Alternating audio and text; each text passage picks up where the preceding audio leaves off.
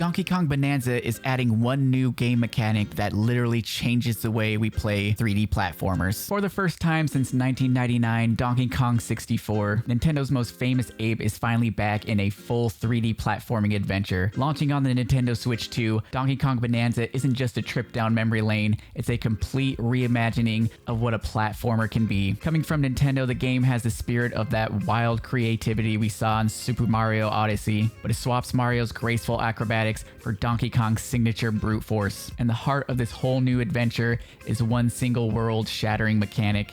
A staggering amount of the environment is destructible. In your path, you can smash, crash, and bash. You can punch clean through walls, rip whole chunks out of the floor, and bring massive structures crumbling down. But this isn't just some cheap gimmick for a bit of spectacle. It's a totally new way to think about exploration. The game is asking for you to stop seeing levels as a path somebody else built and start seeing them as a puzzle box you can only open by smashing it to pieces. Nintendo is calling it a chain reaction of destruction and discovery, and it forces you to unlearn decades of old platforming habits and just embrace a kind of creative chaos that feels completely revolutionary. If you just got a Nintendo Switch 2, you're gonna need some Nintendo Switch 2 accessories, and that is where Genki comes in clutch. You can use my referral link down in the description, or use my coupon code PAYTOBEFAMOUS to get 10% off any of these Nintendo Switch 2 accessories that Genki is offering. They've got cases for the Switch, an energy pack to prolong your battery life, anything and everything that you'll ever need for your Nintendo Switch 2. Be sure you go and check out their website. Now think about how we found some secrets in platformers for the last 30 years. In Super Mario 64, we learned to spot that weird shimmer on a painting, or to ground pound any pillar that looked even a little bit suspicious. We were basically detectives searching for clues the developers left behind.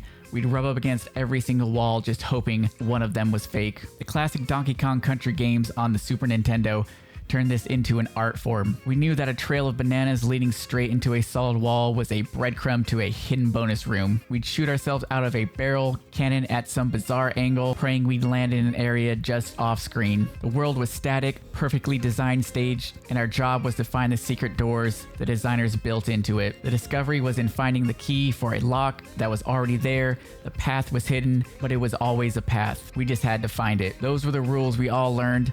Donkey Kong Bonanza takes the rulebook and it rips it to shreds. In Donkey Kong Bonanza, the secret isn't waiting for you behind a false wall. A lot of the time, the secret is the wall and the floor and the giant rock formation it's all sitting on. The game doesn't just hand you a key, it gives you a sledgehammer and tells you to make your own door. This idea is baked into every part of the game, creating these aha moments that feel completely earned. Let's paint a picture. You walk into a huge sandy canyon. It looks empty. All you see are towering rock faces and a flat, boring floor. Your gamer brain tells you to start looking for ledges or hidden caves along walls, but there's nothing. This is where you have to throw out the old rules. Instead of jumping, you use DK's hand slap. It's not just an attack, it's like a sonar that sends a ripple through the ground.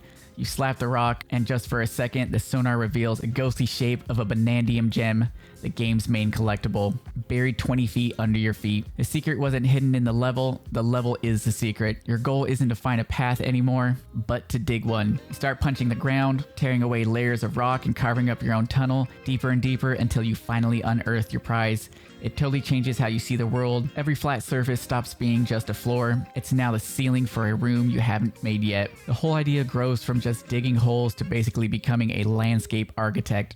In another area, you might see a massive chasm with a collectible on the other side, way out of reach. No platforms, no vines, no way to jump it, but nearby there is this huge ancient stone pillar. In any other game, that's just a background decoration. In Bonanza, it's a tool. You unleash a flurry of punches and the pillars start to crack and crumble. When it finally falls, it doesn't just vanish, it crashes into a hidden reservoir, causing the water level in the entire chasm to rise. The rubble from the pillar now floats on the water, forming a set of makeshift platforms. You didn't find the bridge, you made the bridge. The game even has different material properties. You can throw sand to build your own platforms. You can wield chunks of hard metal as a weapon. You're not just a character running through the world, you're a force of nature that is actively shaping it. Then the game starts layering these mechanics with other systems like the Bonanza transformations. We know that Pauline is in the game and her song can power up DK with special abilities. So picture this Bonandium gem is tucked away in an above high up cliff. You can't climb, and the entrance is blocked by this tough metallic looking rock.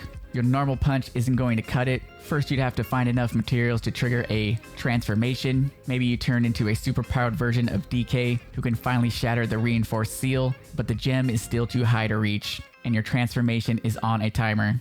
You have to think fast. Maybe you'll swap forms on the fly, shifting into something like the ostrich Bonanza that lets you fly for a bit. You could then glide up into a new cavern and snag your reward just as the timer runs out. In a multi-step puzzle that forces you to use destruction and transformations together strategically, it feels less like you're solving developers' puzzle and more like you're using a complex toolkit to engineer your own way out. Look, environmental destruction isn't new in video games. We've seen it for years in series like Red Faction and Battlefield, but in those games, destruction is almost always about aggression. You blow a hole in a wall to flank somebody, you bring down a building to get a sniper. It's a tactic, a means to a violent end. Donkey Kong Bonanza completely reframes this idea. Here, destruction is a tool for curiosity. You smash a wall, not to attack the enemy, but to ask what's in there. The reward isn't a kill streak, it's a thrill of discovery. The game is built on a persistent world where things you break stay broken, tunnels you dig are still there when you come back, platforms you make out of rubble stay put. This promotes the players from just being a visitor to being a co-designer of the world. You can actually pick up these stacks of chunks of earth to build your own staircase. It gives you a sense of control that very few platformers have ever even tried. Suddenly, it's not about you finding the right path, it's about realizing there could be 100 different solutions and you get to invent them. This approach changes the very DNA of a platforming challenge. The genre has always been about its verbs, running, and of course jumping. Bonanza comes along and suggests that maybe the most interesting verbs are smashing, digging, and building. It proves that a platformer's world doesn't have to be a static obstacle course. It can be a dynamic, moldable sandbox. A block of marble just waiting for the players to show up and chisel it into something new. The challenge isn't just about mastering your character's movement anymore. It's about mastering your ability to change the world itself to fit your needs. Donkey Kong Bonanza feels like more than just a platformer, it feels like a statement. It's arguing that a game world could be more than a pretty backdrop for the action. It can be the action by making destruction and creation the core of how you play. It breaks free from the old rules and level design. The sense of wonder doesn't come from finding a cleverly hidden door anymore. It comes from the earth-shattering realization that there are no doors, and that your own two fists are the only key you'll ever need. This isn't just a new direction for Donkey Kong, it feels like a new direction for the whole genre. But what do you guys think? Is making the entire world destructible the next big leap for 3D platformers, or is it just a gimmick? Let me know your thoughts down in the comments, and if you enjoyed this breakdown, be sure to hit that like button, subscribe for more deep dives into the games that are changing everything, and thanks for watching.